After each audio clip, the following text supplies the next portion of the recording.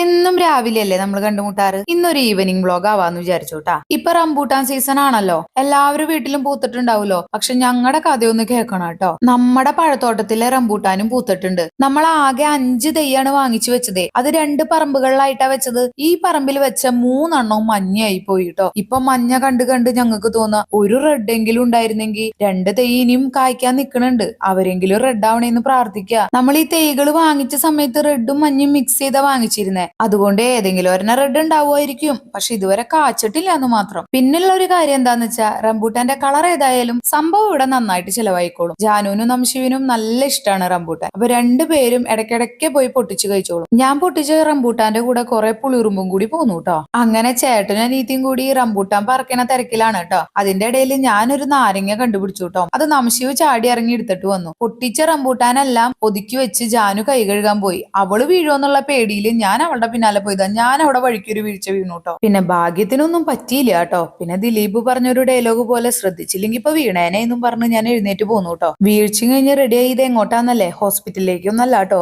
റംബൂട്ടാനും കഴിച്ചോണ്ടിരുന്ന സമയത്ത് പ്രശാന്ത് ഏട്ടൻ വന്നിട്ട് പറയാണ് നമുക്കെന്നാ ഒരു സിനിമയ്ക്ക് പോയാലോന്ന്. പോവാണെങ്കിൽ ഇപ്പൊ പോണം, വേഗം റെഡി ആയിക്കോന്ന്. അപ്പൊ ഞങ്ങൾ ഒന്നും നോക്കിയില്ല, പെട്ടെന്ന് കിട്ടിയ ഡ്രസ്സൊക്കെ എടുത്തിട്ടു. രാജേഷ് ഏട്ടനും മോളും ഉണ്ടായി. ഞങ്ങൾ എല്ലാവരും കൂടിയിട്ട് സിനിമയ്ക്ക് പോവാണ് കേട്ടാ. ചാലക്കുടിയിലാണ് സിനിമയ്ക്ക് പോണതേ. അപ്പൊ എന്തായാലും നേരത്തെ ഇറങ്ങിയില്ലെങ്കിൽ പണി കിട്ടും. റോട്ടില് പാലത്തിന്റെ പണി നടക്കല്ലേ. അപ്പൊ പിന്നെ 1 മണിക്കൂർ നേരത്തെ പോവാന്ന് പറഞ്ഞിട്ട് നേരത്തെ ഇറങ്ങിയതാണ് കേട്ടോ. പക്ഷെ വിചാരിച്ചത്ര ബ്ലോക്ക് ഉണ്ടായില്ല കേട്ടോ. ഞങ്ങൾ ആ സമയത്തിന് മുമ്പ് എത്തി. പക്ഷെ അവിടെ എത്തിയപ്പോ ഞങ്ങൾ കാറിൽ നിന്ന് ഇറങ്ങിയതും പൂര മഴയായിരുന്നു കേട്ടോ. പിന്നെ ഞങ്ങൾ ഓടി കയറി കേട്ടോ. ഇതാണ് കേട്ടോ രാജേഷ് ഏട്ടന്റെ മോള് അമ്മുക്കുട്ടി. അവരൊറ്റ സെറ്റായിട്ടാ ഇരുന്നിരുന്നതും ഒക്കെ കേട്ടാ. നേരത്തെ എത്തിയതുകൊണ്ട് തന്നെ അവിടെ ഉണ്ടായിരുന്ന എല്ലാ പോസ്റ്ററുകളും ജാനു കവർ ചെയ്തു കേട്ടോ. അവിടെയുള്ള ഒരു കുട്ടിയുടെ പോസ്റ്ററിന്റെ വായലൊക്കെ കൈയിടാൻ നോക്കുന്നുണ്ടായി, കടിക്കുന്നുണ്ടോ എന്നൊക്കെ പറഞ്ഞിട്ട്. പിന്നെ ഞങ്ങൾ ഒരു സെൽഫി ഒക്കെ എടുത്ത് നേരെ തിയേറ്ററിന്റെ ഉള്ളിലേക്ക് കയറിയിട്ടാ. ഞങ്ങൾ എത്തിയപ്പോഴും ആരും ഇല്ല. ജാനു അതാ നോക്കണേ, ഞങ്ങൾ ഫസ്റ്റ് എത്തിയത് കൊണ്ട്. അങ്ങനെ ഞങ്ങൾ ഞങ്ങളുടെ സീറ്റൊക്കെ കണ്ടുപിടിച്ച് സെറ്റായി ഇരുന്ന് പിന്നെ കുറച്ച് വീഡിയോയും ഫോട്ടോയും ഒക്കെ എടുത്ത് സമയമൊക്കെ കളഞ്ഞപ്പോഴേക്കും സിനിമ തുടങ്ങിയിട്ടാ. നമ്മൾ കാണാൻ പോയ മൂവി റോന്താണ് കേട്ടോ. പേഴ്സണലി അതിന്റെ കഥ എനിക്ക് ഭയങ്കര ഇഷ്ടമായി. അതിൽ അഭിനയിച്ചിട്ടുള്ള ആൾക്കാരാണെങ്കിലും നല്ല അടിപൊളിയായിട്ട് ചെയ്തിട്ടുണ്ട് കേട്ടോ. പിന്നെ എനിക്കൊരു കാര്യം കൂടി പറയാനുണ്ട്. ഈ ടാ